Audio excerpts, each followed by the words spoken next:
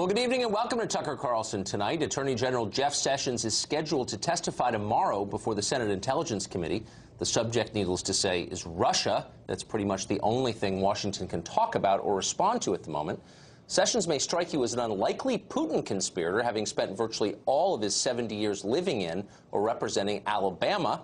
That's an awfully long way from Moscow in every sense. Doesn't matter. Everyone affiliated with the administration is a potential suspect these days.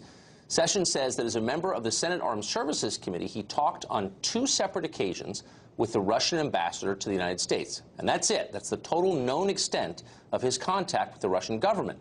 But it's enough. According to top Democrats, Sessions must resign immediately. On March 2nd, I said Attorney General Sessions should not be in that job and he should resign. So that's, what, 3 months ago, more than 3 months ago. So that's my position on him. I don't even know why he is still Attorney General. He lied before Congress in order to get confirmed. That's a perjury charge. He also lied on his security clearance forms about his Russian meetings. Those are false official statements. He should have resigned months ago. For the good of the country, Attorney General Sessions should resign. We've been covering the Russia story most nights on the show for the past 7 months, and over that time we've noticed a theme. Almost all the claims you hear about Russia are general rather than specific. Russia hacked our election. We hear that line almost every day. Okay, we're open-minded. How exactly did Russia hack our election? Well, comes the answer, they just did. All 17 intelligence agencies say they did. Russia undermined our democracy. Okay, but can you be more specific? It's a pretty serious charge, and it might be nice to have some details. They can't provide those details, or they won't. And if you keep pressing for details, they'll attack you personally, as we found out when Adam Schiff, the ranking Democrat on the House Intel Committee, accused me of, quote, carrying water for Putin when I asked him to back up his claims. Character assassination is always easier than making a sensible argument, which brings us back to Jeff Sessions and Russia. Those 2 meetings with the Russian ambassador, Sergei Kislyak, those have changed the course of recent history, no exaggeration. Sessions was forced to recuse himself from a major Justice Department investigation into Russia and then fend off insinuations that he somehow committed treason because of those meetings. So what were the meetings about? What were they like?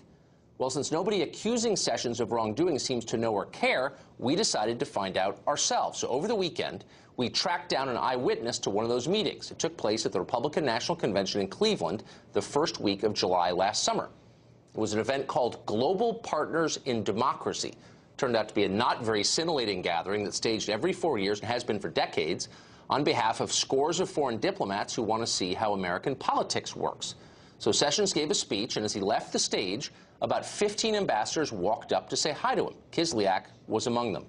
That was the total extent of the meeting right there. Sessions and Kislyak never broke away from the group to talk privately. They never exchanged cash or microfilm or secret messages. We know this from the person we talked to, who was just a few feet away when it happened, but also because that room was filled with more than 100 other witnesses. That includes agents from American diplomatic security in Washington and a number of Obama political appointees from the State Department. They're all standing around as this secret meeting took place. It was a total nothing burger, quote, says the person who saw it, who, by the way, has never worked for Sessions, doesn't even really know him. Quote, I was shocked by how it has been distorted. Well, if you're shocked, you haven't been paying attention. This kind of thing is happening all over Washington right now. Guilt by association, attack by innuendo, classic witch hunt stuff. You ought to be worried about it, too, because if Jeff Sessions can be denounced as a Russian spy, anyone can be. Dr. Wendy Osifo is a political commentator who thinks Sessions must resign, and she joins us tonight. Wendy, thanks a lot for coming on. Thank you. So, I mean, I would think, as a progressive, you would believe in hearing evidence before reaching conclusions in due process. He hasn't even testified yet. These meetings amount to nothing. And you think he should resign on the basis of them? Absolutely, I think he should resign. So let's start on the basis that Jeff Sessions should not even be an attorney general. This is the same man that called the NAACP and the ACLU un-American, the same man who Coretta Scott King said this man should not be anywhere near our government, and his judgeship was rejected. Sessions should definitely resign. He has no business in our government. Because he disagrees with you. Now, let me just say, I think the NAACP is a shadow of itself. I think it's a joke. It's an appalling joke. Tucker. So does that make me a bad person? No, it makes me someone who disagrees with you on that subject. It makes you someone who disagrees with me on that subject. However, the difference between you and Jeff Sessions is you are not the Attorney General. As an Attorney General, you should have a certain decorum when it comes to civil liberties, and he does not. So anybody who criticizes NAACP or the ACLU should not be allowed to be Attorney General of the United States. That's what you're saying? I think their judgeship should be rejected as it was for Jeff Sessions. Moreover, with Jeff Sessions, when we look at... So only people who agree with the political aims of the ACLU and the NAACP... So basically, no one who's right of left should be allowed to govern in the country. I mean, that kind of is the view, I've noticed. No, that's not necessarily the view. The view is that anyone who is in our government should welcome all thoughts, should welcome all streams of thinking, and Jeff Sessions does not. And that is a problem. It sounds like you're the one who doesn't. I mean, he disagrees with you on this subject. Okay. And so he shouldn't be allowed to hold high government office. That appears to be the case you're making. That's just, is that a constitutional position that you have? Well, the constitutional position I have is that he lied on SF-86, the form in which made him the Attorney General. And he lied because he was asked, did you, in the Congress, by the senator from Minnesota, did you, in your capacity as a Trump surrogate, meet with the Russians? And his position is, no, in my capacity as a senator from Alabama, an Armed Services Committee member, I met on 2 occasions in a meaningless way with Kislyak. Oh, Tucker, come on. You know that that's not the way in which the form is written. Furthermore, the form says you have to be honest and you have to be completely forthcoming with information. He did neither. How much do you know about this? I mean, that meeting with Kislyak was on his public schedule. How about the third meeting that we're hearing about, that he has not made mention of? Well, they're denying it took place. Do you have evidence that it took place? Do you have evidence that it didn't take place? I don't know. I mean, we've had no eyewitnesses. We've had no one allege that it took place in any specific way. And Sessions himself and his staff say it didn't take place. So I guess until... We have James Comey, the former director of the Federal Bureau of Investigation. In the closed session, it came out because we all know leaks are synonymous with Washington, D.C., even if it's a closed session. So Comey said, where did it take place and when? Well, Tucker, hello. They said that the third meeting happened. Now, Comey did not provide details. He did not provide details. I was not there, so I don't know if he did. But it's something you heard on television, therefore he should resign because of that. Because why? I mean, do you see the crazy? I don't want to be mean to you, but I mean, do you see that if before you destroy someone's life and force him out of his job and impute his character, wouldn't you want some evidence before you do that? But you mean the same way that Jeff Sessions was calling for Hillary Clinton for us to disband her? Like, he was destroying her character as well. Therefore, he deserves it now? Is that what you're arguing? No, I'm not arguing that. What are you arguing exactly? What I'm arguing exactly is that he was dishonest on his form. What I'm arguing exactly is that he has no place being an Attorney General to begin with. What I'm arguing exactly... Because he doesn't like the NAACP and he had some secret meeting about which you knew nothing. Absolutely not. What I'm arguing exactly is that this is another tile in the mosaic of dishonesty that is the Trump administration. And we have to look at it in totality. And that is a problem. So you don't like the administration. Anyone who works there should resign because they're tainted by the dishonesty. I mean, look, I guess here's the point I'm making, okay? I think Sessions is worth defending as a man because I think he's an honorable man, and I happen to agree with a lot of his ideas. He's honorable. He called a black attorney a boy. Even if actually he denies that he said that. Okay, so if I deny it, says something that makes it the truth? I don't know. It's not proved. And I guess this is the point worth defending here. And it is that you ought to be required to prove something before you punish someone for something. If we held a criminal trial using the standards you're outlining here, there'd be a lot of injustice, don't you think? We don't punish people unless we can prove they did something wrong, and you can't. Well, at the same token, the President of the United States, who lives at 1600 Pennsylvania Avenue, has made a lot of assassination of character on people, but we have not said to him, not only do you have to apologize, you have to be held accountable. Did he not say that President Obama wiretapped where he lived? I think we're arguing different things here. I'm not here to defend the President's Twitter feed. I'm merely saying that the Attorney General of the United States shouldn't be forced out of office unless we can prove he did something wrong. And in the case, for example, of the third meeting with the Russians... Okay. As if 2 wasn't enough. As if 2 wasn't enough. Do you think it's disqualifying if someone coming down off a riser is greeted by a foreign ambassador? Does that disqualify you for high office? Are you saying that that's what he did? Do you know the extent of his meetings? Yes, as you saw that one meeting. I mean, I actually interviewed someone this weekend who was standing right next to him who's not particularly a Sessions guy, just happened to be there, and I take his word for it. And by the way, there are a ton of other people in the room, like 100 of them, and no one alleged otherwise. I'm just saying, shouldn't we have a higher standard before we try to destroy people, or no? I don't think it's destroying him. I don't Forcing him to resign. That is not destroying him. He's already... How would you feel? You teach at Johns Hopkins. Yes, if I do. said, I've heard that Wendy may have, I don't know any details about this at all, but may have met with some representative of a foreign government I dislike, and I'm going to go to her employer and say she needs to be fired right now. How would you feel about that? I would feel okay because I know at the end of the day I can go before the world and say, actually, I did not. And we will see tomorrow that Jeff Sessions is not going to do that. Instead, he's going to say, you know what, I will enact executive privilege on this and I will not answer these questions. And that's what we're going to see. And we're going to see him play the blame game and say, I lied on this form because I didn't know what I should put on the form. The blame game. That's what's going to happen. So I do think there is a higher principle here, but you clearly disagree. Wendy, thanks for joining us. Thank you. Well, by now, former CBS Evening News host Dan Rather really ought to know better than to push dubious political news angles for political gain. He lost his job doing that several years ago. Nevertheless, last Friday, he went on another cable channel to compare the events of last fall's election to the war against Japan somehow. Watch. The Russians pulled off what I call a psychological Pearl Harbor, a surprise attack that was devastating to the confidence of our whole system of elections and therefore our whole system of government. It's one of the great psychological warfare victories. Well, Pearl Harbor, of course, got us into World War II. Is it time for World War III? Because, remember, Russia hacked our democracy. Charles Krauthammer is a writer and columnist and a keen observer of the insanity now unfolding. Charles, when you look at Russia hacking our democracy, does Pearl Harbor come to mind? I think that's a deranged analogy. I mean, it's like saying this is the worst scandal since Teapot Dome. Watergate is insignificant compared to it. Look, so far, and Lordy, I am not a Trump apologist. So far, that's true. I can vouch for that. I love the word Lordy. I mean, I do too. I'm going to adopt it for my own. I mean, so far, it starts with the charge the Russians have interfered in our election. In the Comey hearing, people got all incredibly sanctimonious about that. Comey said it's not a Republican issue, it's not a Democrat, it's an American issue, it's a threat to our democracy. Yes, they leaked some documents, we think the evidence is. The idea that they actually tampered with the system. The Russians have been doing this to just about every election and every country that we know. It's just a little more obvious this time. But imagine that this had happened in 2012, and it was Mitt Romney, the man who said Russia is our biggest enemy, was at the receiving end of Russian hacking, and that the accusation was it re-elected Barack Obama.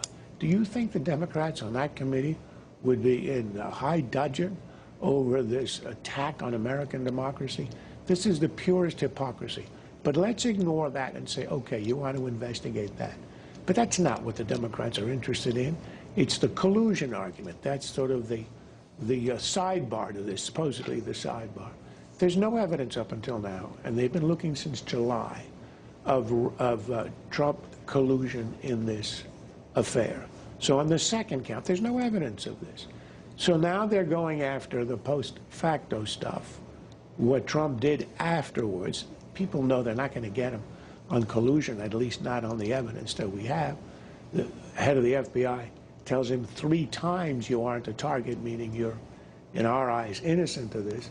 So now it's going to be on obstruction, where, as Professor Alan Dershowitz said, how can a president be obstructing justice, assuming on the Flynn case, when he has the constitutional authority to dismiss the case or to order its dismissal instantly? So if he's allowed, I say it's improper, he shouldn't have done it. But the idea that it's obstruction of justice when he has the authority to dismiss it completely is simply absurd. Well, it's insane. And I don't, here's the one thing from the Comey testimony that struck me was at the end about Jeff Sessions. He said, you know, there are probably a lot of reasons he would have needed to recuse himself. I can't tell you what they are. That's innuendo. That's exactly it is the lowest form of character assassination. Yeah. And then it turns out, according to the leaks, in this meeting, he didn't have the goods. He had no idea. He may have met with them a 3rd time at some undisclosed place, the Mayflower Hotel. I mean, it was only designed to hurt Jeff Sessions. An FBI director should not act that way. Comey, I think Trump had a really bad day on the day of the Comey testimony. I think Comey had a really bad day as well. The idea that he was sort of sainted by the Democrats was sort of shocking and revolting. There's a guy who admitted to being cowardly in the face of instructions from Loretta Lynch, to being cowardly when supposedly he was being improperly influenced by the president, by not going to the authorities if he thought there was obstruction going on, instead putting it in a memo, sticking it in a box, and holding it as protection. These are not very honorable things to do. So I thought he came out diminished as well. But now, so that we're now on like the third branch of this attempt to bring down Trump. The collusion, which is not there, the obstruction, which is not there. So now they're going to go after Sessions on what? What's the charge? It's not even clear that he like brushed shoulders with someone whose job it is to meet U.S. Senator. I mean, it's a witch hunt at this point, in my view. Charles, thanks for joining us. My pleasure. Are you a sad progressive who dreams about President Trump being knifed to death? Well, you're in luck. A new production of Julius Caesar in New York will let you live out your fantasy, and at least one person at CNN thinks that's great. We've got details. Also, the campus left keeps rioting in order to suppress dissenting thought. Some lawmakers have decided they're going to protect the First Amendment. We'll talk to someone who says efforts to protect free speech are wrong. Next. It is hard, and there's a level of viciousness that I was not expecting. I was not expecting the intensity of this experience. But this isn't supposed to be easy. My father and this administration intends to be transformative. And we want to do big, bold things. And we're looking to change the status quo. So I didn't expect it to be easy. That was Ivanka Trump discussing the political climate since last fall's election. The viciousness does seem to be increasing. A New York production of Shakespeare's play Julius Caesar features a Caesar modeled on President Trump. Spoiler alert. He does get stabbed to death halfway through the play, as he has for hundreds of years. That play was sponsored by Time Warner. That's the parent company of CNN. Fareed Zakaria, who hosts a show on CNN on the weekends, tweeted this: "If you're in New York, go see Julius Caesar free in Central Park, brilliantly interpreted for the Trump era. A masterpiece." He laughed, he cried. Well, fantasies about the violent death of the president seem to be a running theme at CNN these days. Just 2 weeks ago, Kathy Griffin, a CNN host at the time, she did the New Year's show, fantasized about beheading President Trump. What is going on over there? Joe Concha writes about media for The Hill, and he joins us tonight. So, Joe, is it wrong to connect the dots and see that this is a theme now? Oh, it's absolutely a theme, Tucker, because when you think about it, Time Warner obviously owns CNN, as you just mentioned. They had the Kathy Griffin situation just 2 weeks ago. They're forced to let her go 24 hours later. They also own HBO, Tucker. And Bill Maher, just 10 days ago, on that program, interviewing a Republican senator, said that he was a House N-word, and he had to apologize. HBO didn't suspend him. I don't quite know why, probably because there's no advertisers on HBO, so there was no threat of boycott. HBO also in 2012 featured a severed head on Game of Thrones of President Bush. Then you go to Reza Islan, who called the president a POS on Twitter. He said a lot worse on there. And CNN releases a statement saying that he's not an employee of the network, even though he hosts a show. So a week later, they were forced to fire their non-employee, and he's gone. So now Time Warner here, Tucker, has an opportunity to say we don't agree with any production that assassinates any president, Trump, Obama, Bush, it doesn't matter. And instead, they appear to be sticking by it, like the New York Times, who also sponsors Julius Caesar and Shakespeare in the Park in Central Park. And you know what CNN and the New York Times have in common, Tucker? Harvard study about 2 weeks ago shows that CNN is #1 in terms of negative coverage of Trump, 93% negative. New York Times is #3, 87% negative. So it shows me that they not only disagree with the president in terms of ideology and policy, but there is an actual vitriol and hatred there that then leads to them sponsoring events like a Julius Caesar and a Donald Trump getting stabbed to death by women and minorities. But why not just say so? I mean, there's another cable channel that's pretty openly left. It's, the Leon Trotsky channel, and if you're into that, you can watch it. And I think they're pretty straightforward about who they are. And speaking for myself, I'm not bothered by it because I don't feel misled. But if you have a channel that is always lecturing you about the primacy of news, news is the star, about the news, and then they're pushing an uncloaked political agenda, there's something grating about that. Have they thought about just being who they are? No, CNN continues to insist that they are a nonpartisan network, that Fox is over here and MSNBC is over here, and they're here to give you the middle. And just the numbers just don't work out that way, Tucker. And if you remember a couple of years ago, there was a clown that in Missouri that wore a mask of President Obama. This is in 2013, right. I think. And CNN was all over this story. A lot of media was all over it, to the point where not only does the clown get fired, and this clown wore masks of Reagan and Bush and Clinton in previous years. He's a veteran clown, apparently. But he was banned for life from the Missouri State Fair because of the media coverage, and it was so horrible that a clown wore a mask of a president when he's worn masks of other presidents before. It's crazy. Well, I do remember 8 years of getting a lot of lectures about, you know, impugning the dignity of the office and belittling the guy and all this stuff, and you have to, even if you disagree, treat him with respect. It's kind of fine with me, actually. I'm happy to treat the president with respect. He's the president. But whatever happened to that standard? It seems to have changed. It has, and it's even in the late night sphere as well, Tucker. Remember Stephen Colbert just a couple of weeks ago making a sexual joke about Putin and Trump. Bill Maher, I'll mention him again, and Bill's very straightforward about who he is, and I respect that. I think he makes a lot of good points. But he basically described Ivanka Trump performing a sex act on her father. So the bar just keeps getting lower and lower, and I think Kathy Griffin probably saw what those guys were doing and said, oh, I could hold up a beheaded head of Trump, because everybody's getting away with these deeds and nobody really seems to be objecting to it. So that's where we are now, Tucker. Just the bar is so low. And one more final point. Time Warner and AT&T are trying to complete a merger. That's nowhere near done. And the president did say on the campaign trail that he may try to block that. Matters like this certainly don't help. Yeah, you just sort of wonder what's going to happen when all this is over, when, you know, Trump is gone and there's a new president. Is anyone going to watch that channel? Will anyone believe them again? I mean, Joe, thank you. Thanks for having me. Well, Evergreen College in Olympia, Washington has become so unruly that some professors are simply fleeing the campus. Up next, we'll talk to Professor Brett Weinstein, whose defiance in the face of the mob started it all. Plus, a high school football coach was fired after praying silently with his players.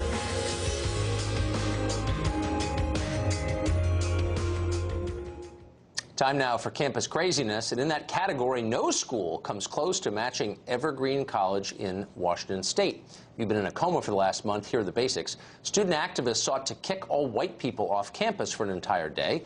Brett Weinstein, who's a biology professor there and a self-described progressive, refused to leave. He said that was wrong. He was subsequently harassed by a mob howling for his job.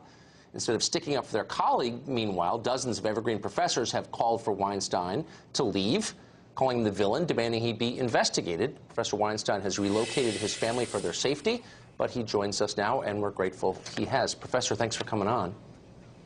So, thanks for inviting me back, Tucker. You're no longer on the campus of Evergreen. Why? Well, the college has never acknowledged the danger that they put us in, and therefore I have no way of knowing whether it's safe for me to return. Their assurances that it is safe don't mean anything, not that they've offered them. Not that they've offered them. No, it seems to me, and you and I have talked before, I doubt we share the same politics at all, but this seems a pretty cut and dried case of the defense of free expression. You had a point of view, and your right to have that ought to be sacrosanct, and I wonder, you know, how many of your colleagues or others in academia have supported you in that? Well, I've received tremendous support outside of the college, and I've received quite a bit of support privately within the college, but publicly, only one other professor has come forward to say he supports my position. And what is your position, if you could sum it up for us?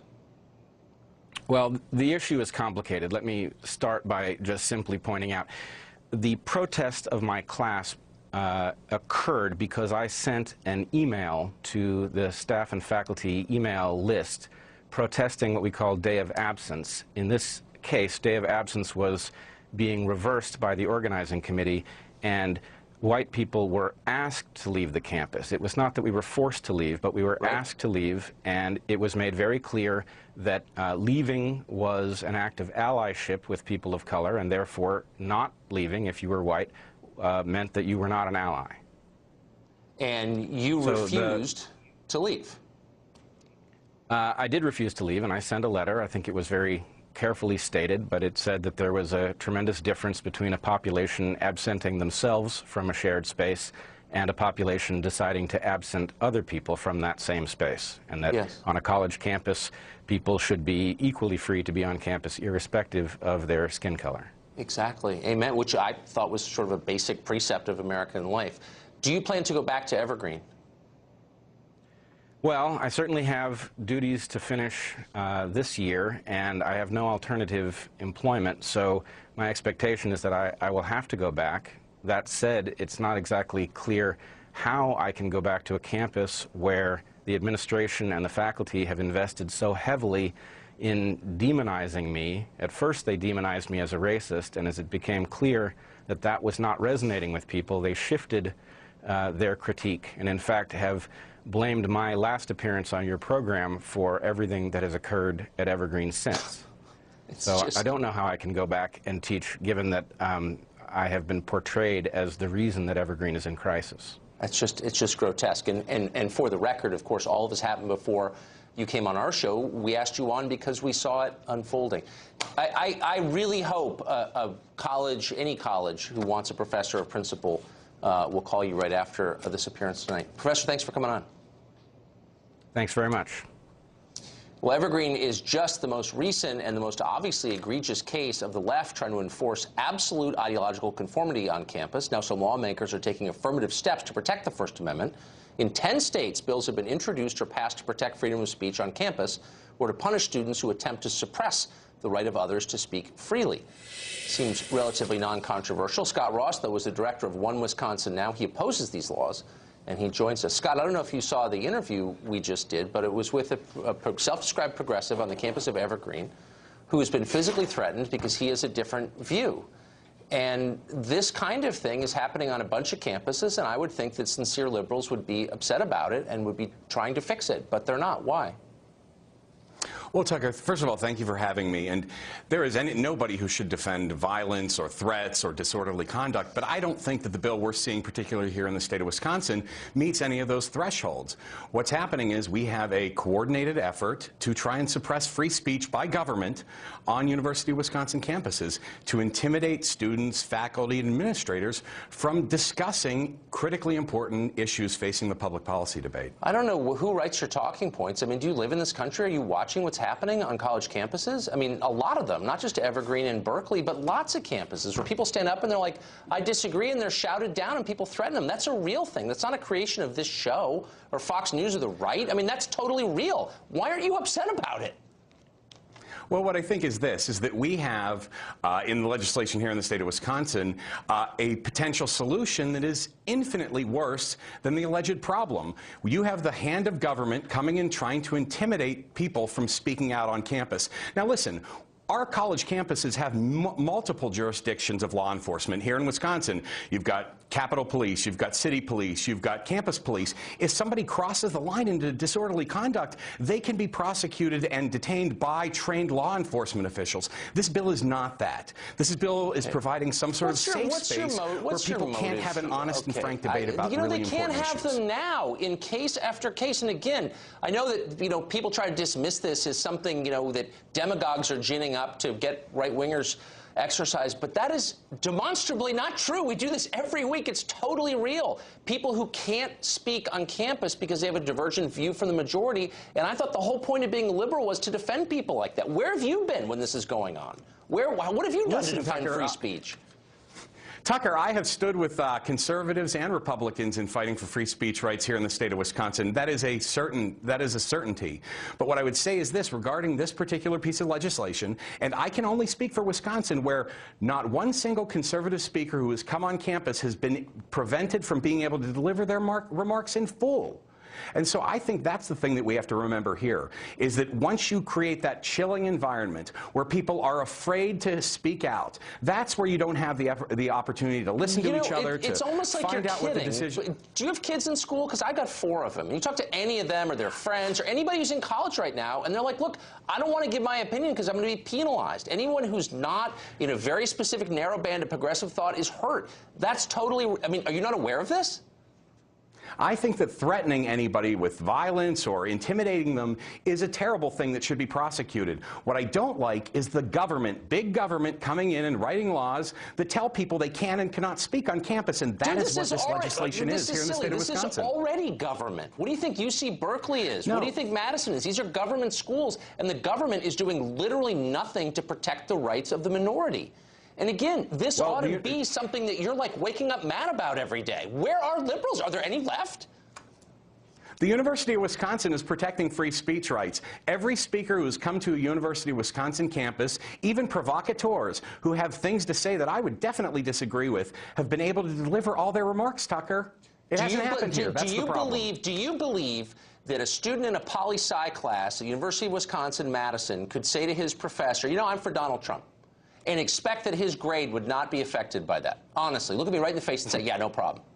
Absolutely. That's ridiculous. But what I will say is this. Wait, you're we saying got the that records for the creation of this bill here in the state of Wisconsin. Wait, hold on. And what we found is that they had originally wanted the Republican Attorney General to be involved in the prosecution and oversight of this, and he flat out refused, and they had to take him off the bill. I don't care what your Republican Attorney General thinks this is a step over the line, then the legislator should think the same thing. Some Republican disagrees with me. That means nothing to me. Where are the elected officials saying we're taking an absolutist position on the First Amendment? You should not have your rights abridged as enumerated in the Bill of Rights. The first one is a right to say what you think is true. Where are the politicians standing up for that? I don't see any on the left. Do you? I would have to disagree with you strongly on that, Tucker, because, you know, by allowing people to have that expression, the government isn't getting in the way of free speech. I mean, once the government comes in and tells you or I what we can and cannot say, that's where we cross the line into oppressing the First Amendment. But that's Only government can stop the First Amendment. That's happening right now.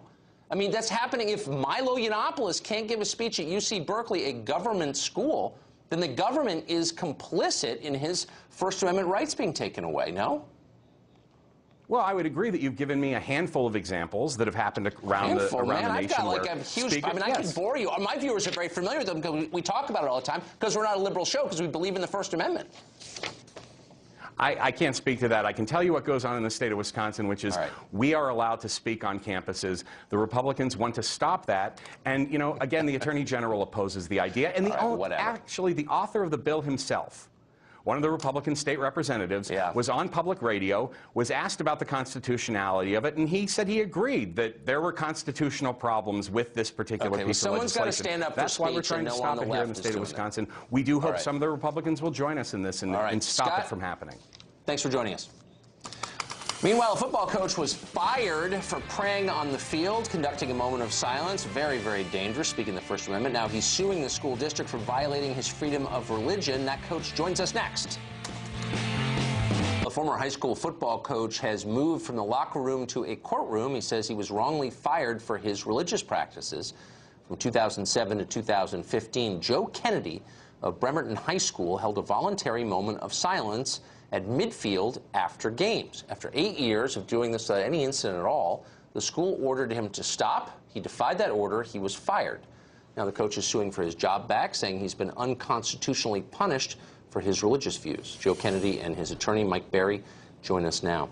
So, Joe, it seems to me legally and maybe morally, too, the operative question is, was this voluntary? Did you require anyone on your team to participate in this moment of silence? Yeah, absolutely not. You know, telling a kid that they have to be out there is just as wrong as telling them that they cannot be out there. So why did the school order you to stop?